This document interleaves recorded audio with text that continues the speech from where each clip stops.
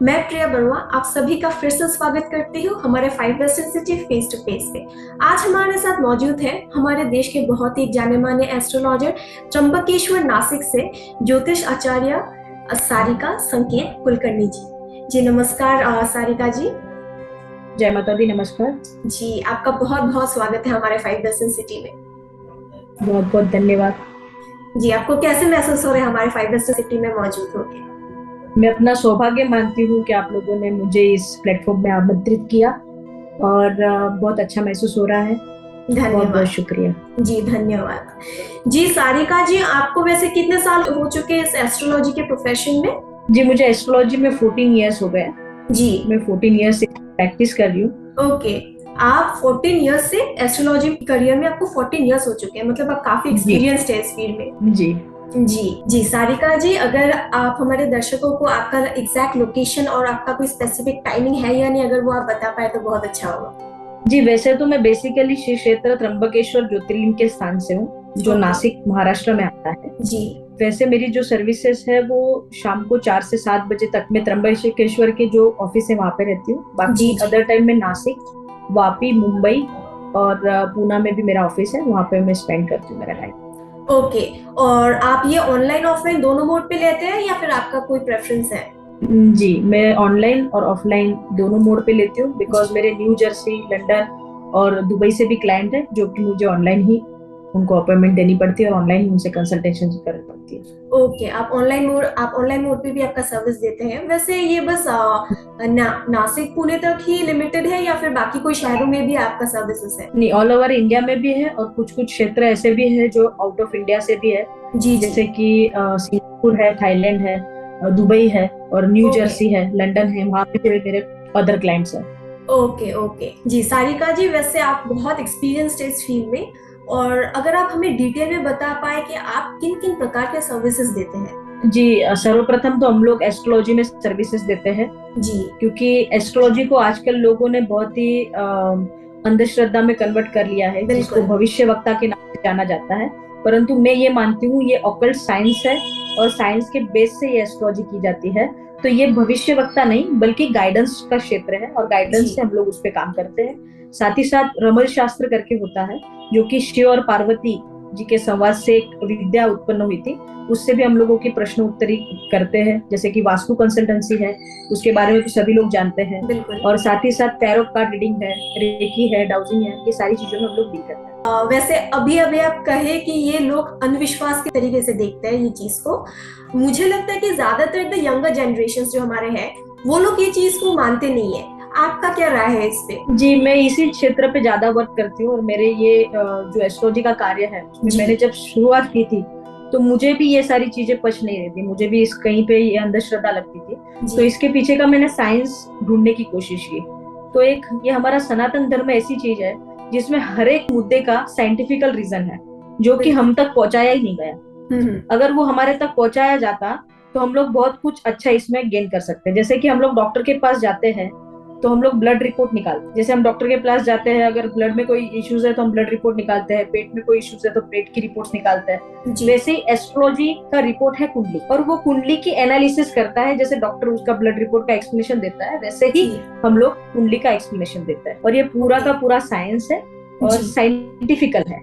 बस इतना ही है कि आज की यंग जनरेशन की तरफ हम लोगों ने पूर्ता नॉलेज जो लोगों तक पहुंचना चाहिए वो पहुंचा ही नहीं। बिल्कुल। जी, और इसी बात में मैं आपको एक चीज पूछना चाहूंगी कि वैसे आपके पास किन किन प्रकार के कंप्लेंट्स लेके आते हैं और कैसे कैसे कस्टमर्स आते हैं? जी देखिए, अभी सबसे ज्यादातर तो देखा जाए तो मैरिज के इश्यूज होते हैं। जी। ठीक है, फिर फाइनेंशियल इश्यूज होते हैं। किसी ओके। का माइंड में ये फिक्स हो चुका होता है कि मैं कुछ भी कर रहा हूँ तो मेरा सक्सेस नहीं हो पा रहा है, वैसे जी इश्यूज होते हैं। जी जी। फिर बाद में देखा जाए तो प्रॉब्लम कब हम लोगों ने बेबी का प्लानिंग करना चाहिए, बेबी का नाम क्या रखना चाहिए, बिजनेस कौन सा करना चाहिए, कौन सा नहीं करना चाहिए, कौन सी फील्ड लेनी चाहिए 10th के बाद, कौन सी नहीं लेनी चाहिए, ये सारे प्रश्न रहते हैं। वैसे तो जीवन में बचपन में जब बच्चा पैदा होता है तो वो रोता है तो भी हमें पूछा जाता है, उसका नाम के लिए भी हमें पूछा जाता है, वो दूध जी नहीं पीता है तो भी हमें पूछा जाता है। साथ जी। ही साथ कौन सा करियर करना चाहिए, किस फील्ड में जाना चाहिए, शादी कब करना चाहिए, किससे करना चाहिए, और बाद में देखा जाए तो वापस बिजनेस है या जॉब करना चाहिए, ये सारे क्वेश्चंस आते रहते हैं। ओके ओके जी, सारिका जी, वैसे आपको कई साल हो चुके हैं इस फील्ड में। एस्ट्रोलॉजर्स आपके आसपास कई एस्ट्रोलॉजर्स होंगे, आप उनसे खुद को कैसे यूनिक सोचते हैं? जी, मुझे ऐसा लगता है कि जो भी एस्ट्रोलॉजी के फील्ड में है आजकल लोग, जी तो 99% से ज्यादा एस्ट्रोलॉजर ऐसे हैं कि जो यजमानों को, मतलब क्लाइंट्स को डरा देते हैं। तेरा ये हो जाएगा, तेरा एक्सीडेंट हो जाएगा, तूने ये नहीं किया तो वो क्या करेगा। अब जब एक आधे यजमान को बताया दिया जाए कि आपका एक्सीडेंट हो जाएगा, तो उसका सबकॉन्शियस माइंड जो होता है वो नेगेटिविटी को पहले कैच करता है। और बिल्कुल। अगर नहीं होने वाला रहेगा तभी भी गाड़ी चलाएगा, तो उसको माइंड में ऐसा ही होगा कि मेरा एक्सीडेंट होने वाला है, ज्योतिष ने बता दिया है, नहीं ठोकने वाला होगा तो भी ठोक देगा। जी तो जी उसको क्या लगेगा, बिल्कुल। वो ज्योतिष सही है। जी ये डराया इसलिए जाता है कि उसको डराने के बाद में उससे कोई ना कोई पूजा करवा के, कोई ना कोई पाठ करवा के उससे पैसे उगला सके, कोई ना कोई ओके। रत्न देके हम उससे पैसा ले सके। जी इसके लिए जी। डराया धमकाया जाता है। तो मैं इसका बहुत विरोध करती हूँ कि ओके। एस्ट्रोलॉजी डराने धमकाने का नहीं, ये एक मेंटली साइकोलॉजिकली एक ही हड्डी बनने का चीज है। जैसे कि हम लोग गाइडेंस देके सामने वाले को गाइड कर सकते हैं कि उसने कौन सी फील्ड में जाना चाहिए, क्या करना चाहिए, वो जो कर रहा है वो गलत तो नहीं कर रहा, जी वो जो डिसीजन ले रहा है वो गलत तो डिसीजन नहीं ले रहा। बस ये गाइडेंस का लाइन है, इसको भविष्य वक्ता बना के या डराने का बिजनेस नहीं बनाना चाहिए। इसलिए मैं मेरी इस ऑफिस को या मेरे जो कार्यालय है श्री शिव गायत्री ज्योतिष कार्यालय, इसको यूनिक समझती हूँ। बिकॉज हम लोग कोई डराने का काम नहीं करते, जो भी जेन्युइनली प्रॉब्लम है उसके सॉल्यूशंस हम लोग देते हैं और उसको सॉल्व करने के लिए घर के उपाय देते हैं। और जो भी उसको लाइफ में डिसीजन लेना चाहिए, कौन सा डिसीजन नहीं लेना चाहिए, उसके ऊपर उसको सलाह देते हैं।